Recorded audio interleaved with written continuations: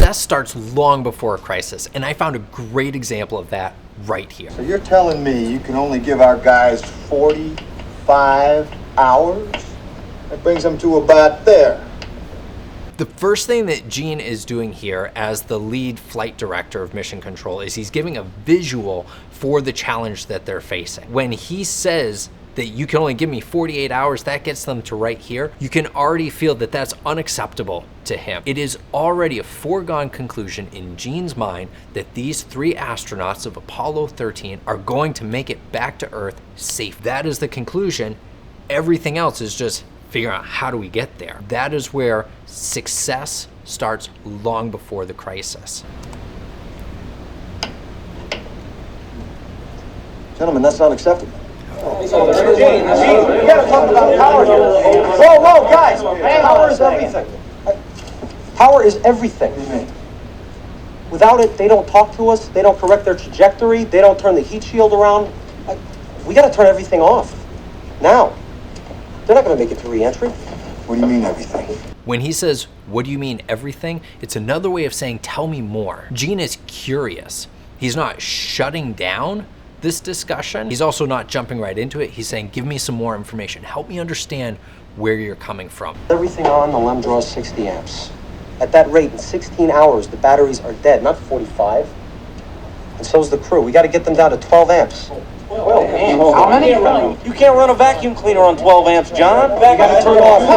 You have to turn off the radars, cabin heater, instrument displays, the guidance computer, the whole smack. Whoa, guidance computer. What if they need to do another burn? Gene, they won't even know which way they're pointing. What he is presenting here is detailed information on exactly what needs to happen. He's giving Gene a clear picture on the situation. And so now Gene is processing all of this information. Is this even possible? He's already determined these men are getting back safely. This may be the way that that happens. So he's open to the ideas, and that's where success starts long before the crisis. He's already determined we will succeed here. And so now he's thinking through, how are we going to make this work? And this might be the way that it happens.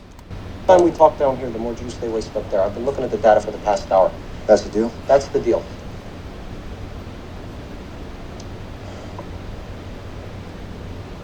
Okay, John.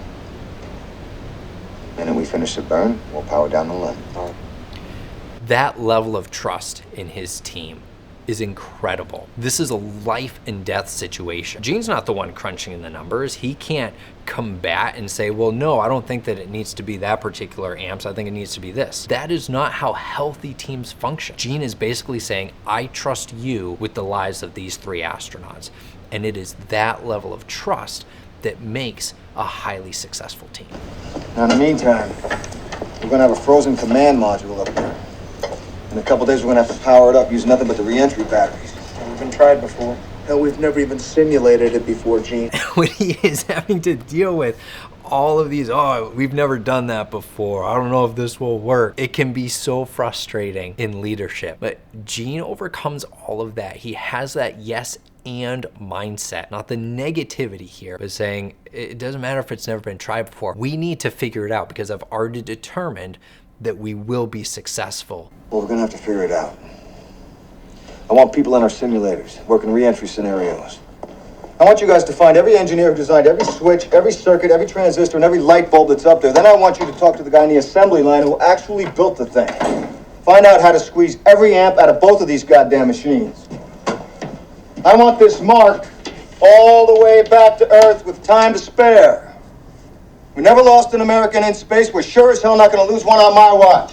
Failure is not an option. And that is his whole outlook. Failure is not an option. And he didn't just come up with that here. All throughout, he is saying failure is not an option. We're not losing an American in space. We're bringing these men home alive. I believe this is going to be our finest hour. All throughout it, Gene Kranz is convinced that success will happen. And from that place of convinced success, everything else grows. And so if you want to be a successful leader, you need to start with your mindset. You need to have that mindset that success is not just possible, but that it will happen. But don't just leave it there. It's not a matter of just wishful thinking or positive thinking. It's starting with that mindset that success will happen. Now, what is the work that needs to be done all along the way to get me from where I am to that success? And that's what Gene is modeling for us here. He says failure's not an option, and then he says power down everything. Get men in the simulator working re-entries on the limited amperage that we have. So it's looking at the facts to say, yes, this is going to be hard, but success is going to happen. I will not tolerate failure. And that is one of the marks of the incredible leadership that Gene Kranz